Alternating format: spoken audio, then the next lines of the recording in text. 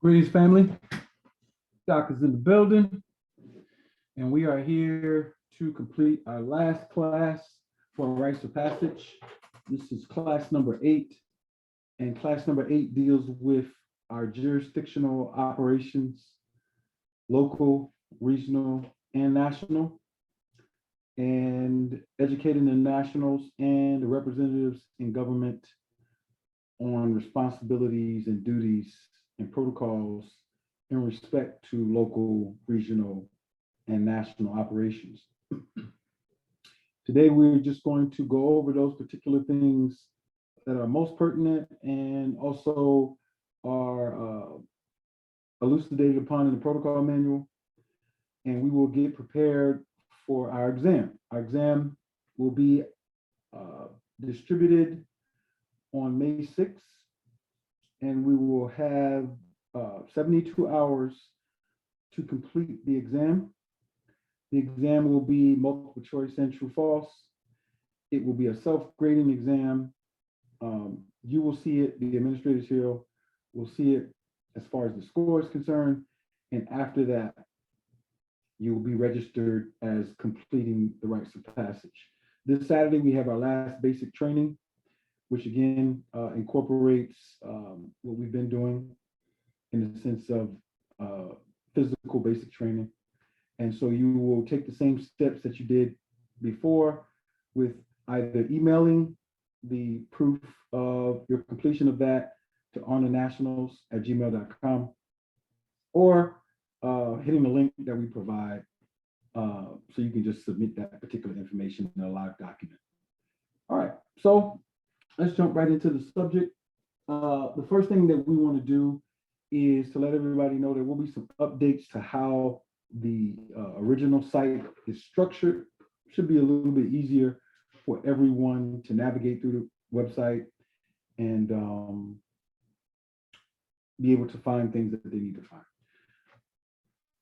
Order of business number 1, local jurisdictions and law firms. We'll start with the law firms.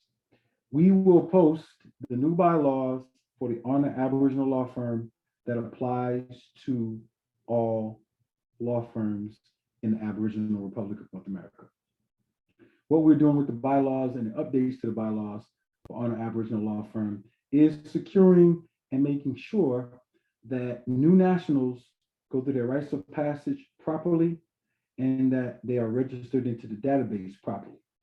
Prior to this time, we had each law firm having the autonomy to register those particular nationals.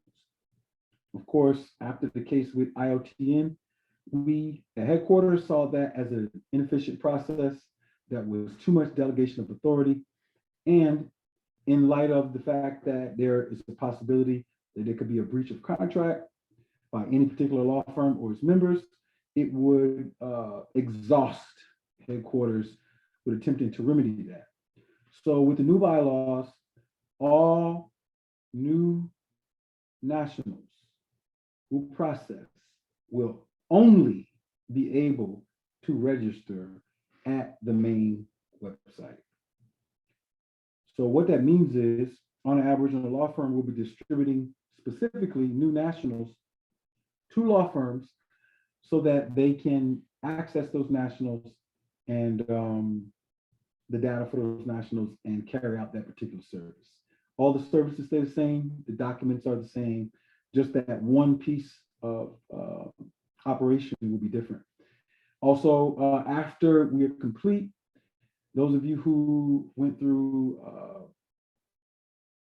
level 2 of the law certification as jurist, you will get new ID machines. We'll be sending those to you. So that will count 2 law firms to my knowledge now, and a third one that I promised that I wanted the brothers in Houston to be able to do IDs too.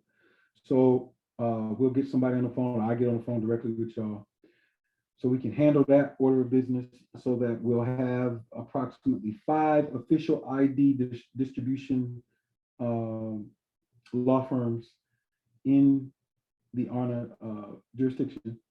and you will be able to carry out that service efficiently, all with the same templates as we have them now, but just updated. During the pandemic, um, there was a shortage of distribution of ID machines in the sense of the ones that use the PVC cards, and also the materials. You know, they were out completely. So we went to different means and methods for distributing IDs. So we're going to do that. The other thing is local charters. As of now, we haven't given out any local charters because we wanted to complete the rites of passage. Those of you who are local ministers and chiefs, you will get the opportunity to receive those charters for your functioning as a local jurisdiction. We do know we are required to have at least 10 people or 5 families to open a local jurisdiction. Inside of that jurisdiction, you must have people certified in particular level 1 areas in order to function. So that's right in the protocol manual. We'll have that operational so that you can function well. Classes will open back up again, live classes, after rites of passage is over. Some of you are in the health class, juris class. Some of you took the juris class with IOTN. The next thing that will be pertinent to carrying out law services is that no one will be able to do a class until they have done their dissertation. And dissertations are based on level 3. So some of you did sign up for the level 3 course. You'll take that course, you'll complete your dissertation, and then you will be able to teach Aboriginal University classes, law classes, after you complete that dissertation. So we'll have that, you know, in order moving up through the summer to get that done. As far as regional jurisdictions are not jurisdictions like local jurisdictions. They are area maps. They do have officers, and those officers will primarily operate within the Aboriginal High Court. The Aboriginal High Court has one basic purpose, and that purpose is to deal with charges against representatives of government, people who are elected or appointed to positions in government, local and national, who are brought up on charges of things like sedition, treason, or those types of breaches, who need to be brought before court to try them. All right. In the absence of the Aboriginal High Court, we use the Jural Society for all people. The Jural Society is mainly for the nationals, and the High Court is for officers of government who are charged with violations of things that would remove them from office. So they can be charged in either court, but we're talking about specific types of charges, and that's covered in the Constitution in Unit 10. So in 2024, we will have elections for the chief position and for the president and the 8 positions on the Aboriginal High Court. Until that time, we are allowed to appoint people over the time period to that particular position, or we can use the Jural Society to carry out prosecutions of officers of government. All right, so I'll just talk to the head of the Jural Society to see what we think is the most efficient manner to carry out the structure of that, you know, moving into these elections. We do have elections for 2022, and they will be in September, sometime after the summit. And the Jural Society will help develop an elections board, and the job of the elections board will be to count votes for the various positions of the 12 ministries on the national level, and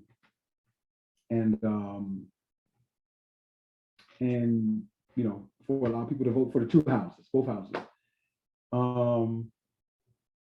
And that'll be a very simple process where if you want to run for a national position in defense and intelligence, economics and engineering, communication, diplomacy and media, community action and family, arts and culture, health and health services and human services, law and justice, births, deaths and forensics, education, civics, corporations, and the science of governance, science and technology, or cosmology and spirituality. You will be able to run for any of those particular positions and get in the position to be in the ministerial Congress so that you will have the power to work with the other 11 members of that body to analyze what types of legislation are needed, what types of programs and things that are needed. And some of you will be new, so myself and the Jural Society will be able to help guide you through understanding the Constitution so that you can function well in those positions. Let's see if I have any notes. Let's see.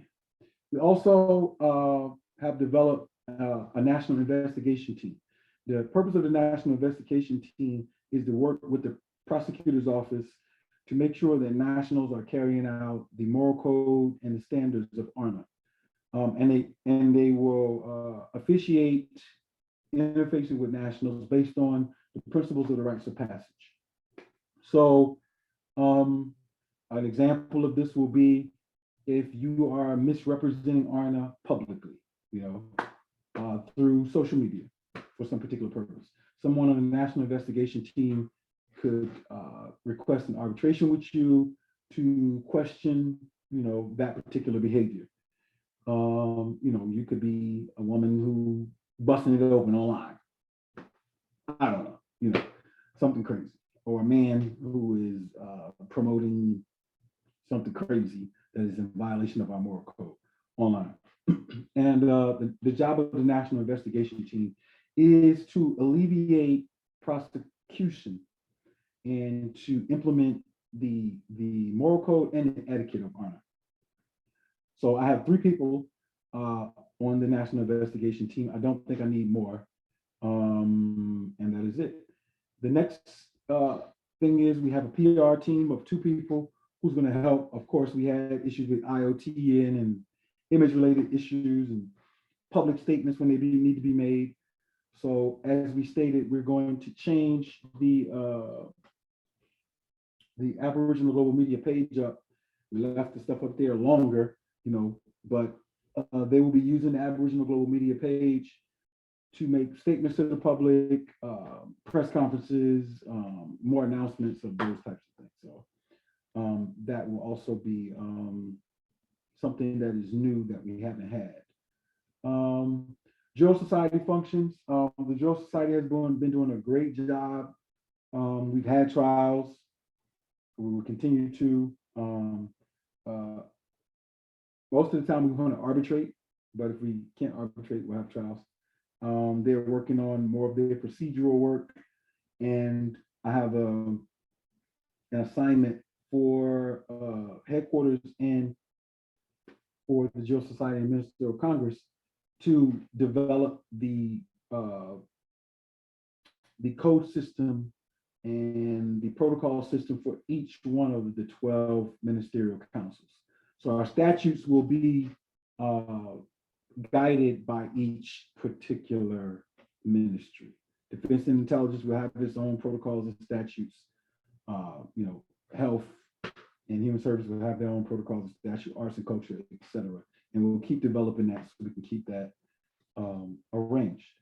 On local jurisdiction level, every national is required to memorize the ARNA preamble and their 12 general orders. Those are posted in the Aboriginal protocol manual. So, take a look at those things. And as a matter of fact, I'll just show you some of those so you won't feel like, hey, man, I don't know what that stuff is.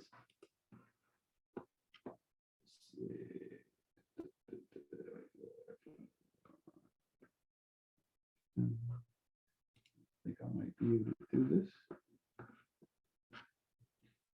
Basic.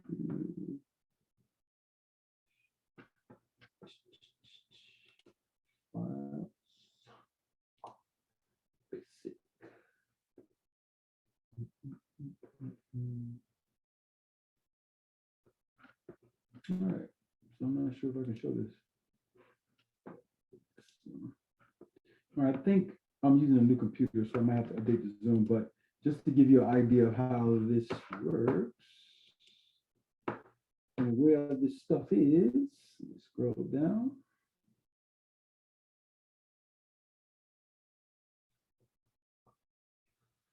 So the 12 general orders are on page 23 of the protocol manual. All right. And these are designed as a summary of code of how we move throughout our outer environment. All right. So you ought to memorize those. In any event that you have basic training, if you're called to say one of these, then you need to know, be able to recite those, as well as the preamble to honor. All right. Shut that down. So I can't share right now. All right. So we don't have a lot to say except for the basics. Every local jurisdiction is required to have a charter. Every Aboriginal law firm is required to have a charter.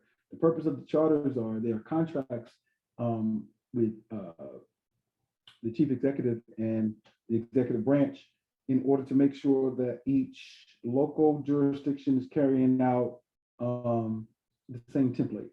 It's like the brain talking to other cells and organs inside of the body. We're going to be working on the Aboriginal High Court, but that is for prosecution. The Jural Society has its own website.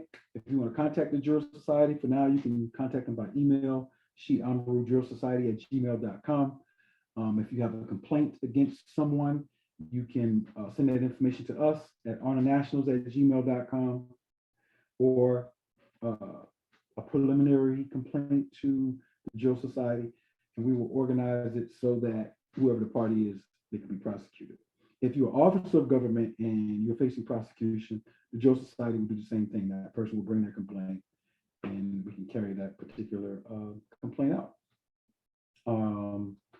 The examination will be posted on the arnagovernment.org webpage. www.arnagovernment.org is the official website for ARNA at this particular moment. If it changes in the future, we'll give notice of it. All right. So none of the other law firms are the actual headquarters website. Those are satellite websites for law firms. If you are going to nationalize, you must come to arnagovernment.org to do your registration. All right. You must. You will make your payments of your dues, which are $360 in your nationality, at the main website. We are cutting out the $30 a month operation unless you register at a particular time that's other than the period. So an example of this is if you register and nationalize in June, and the fiscal period is November 1st to December 31st, then you have to pay June, July, August, September, and October. That's 5 months. That's $150 plus your 360, like 510 or something like that, or 520. And when the fiscal period comes, everybody pays their dues. All right. We cut out the monthly payments because we have to have a budget to carry out all the activity that we do, to pay staff to do the things that we need to do. And if we don't get that, then you know what's going to happen. We have to pay it out of our pockets, or we have to go understaffed and try to carry out functions, and we are not going to do that anymore. So arnagovernment.org is where you would take your Rites of Passage examination. It's where these videos are being posted. They're also being posted to the ARNA official YouTube page for you to peruse. The exam will be based on the 6 videos that we did during the Rites of Passage. It will cover everything in these videos. It will be 50 questions, true, false, and multiple choice. So pretty basic, easy exam. It will require you to watch all of the videos. One of the problems within the governments of the earth are that the citizens and nationals are ignorant. And so that creates corruption in government, because if the people don't know their government, they don't know how to remove officials who are corrupt, They don't know what their participation is. They don't know. Then you're going to have problems.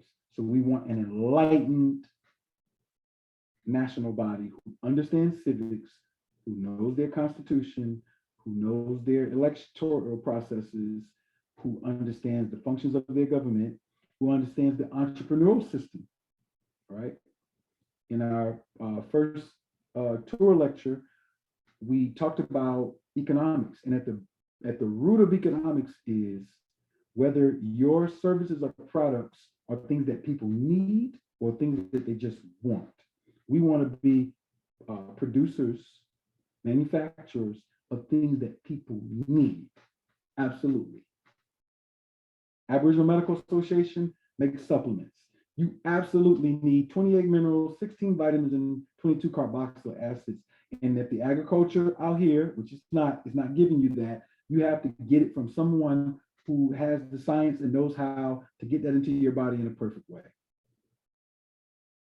So we won't be looking old, debilitated, obese, atrophied, etc. All of us should be looking healthy, in good physical condition, and the physical and the mental condition go together. All right. And so, as people who are striving hard for entrepreneurship or working with entrepreneurs inside of the society, then we should know the basic rules of economics. All right. Everybody doesn't need certain things, but if your work is in the fields that people need food, people need shelter, people need nutrition, all right? People do need the ability to understand basic law concepts and commerce concepts like good credit, business credit, so that they can function better. They can go without some of those things, but they almost become needs in the society like we live in, because everybody here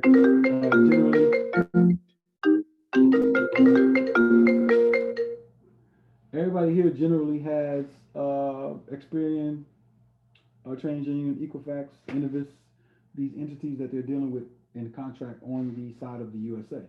All right, people need agriculture. This is just a requirement. People need cars. All right. So if we have innovators in technology or people who have car lots and things like that, these are things that people need for their transportation. All right. So we can go down the list and go through all the 12 ministries and see the things that people need and show our specialization in those particular fields and certifications that are available for the people. All right. I'm not going to hold you long. That's a summary of the essential things that you need to understand about jurisdiction. There'll be much more. We went over some of these particular things, but it's enough for you to get a foundational understanding of what's going on in ARNA, how I should be operating, etc. So I'm going to cut this off, save this video, and make it available for those of you who are going through the rites of passage. Saturday is our last basic training. We'll send out notices for that so you can submit your information. And May 6th, 7th, 8th, and closing on the 9th, you're going to get your exam and get an opportunity to take it. If you can't take it during those particular days, then that will be fine. We'll make note of that, and we're going to make note of everything about who submitted their basic training information in a timely fashion, because you all got the information the same way. All right, so thank you for your time today, and see you on the other side of the rites of passage, family. Thank y'all.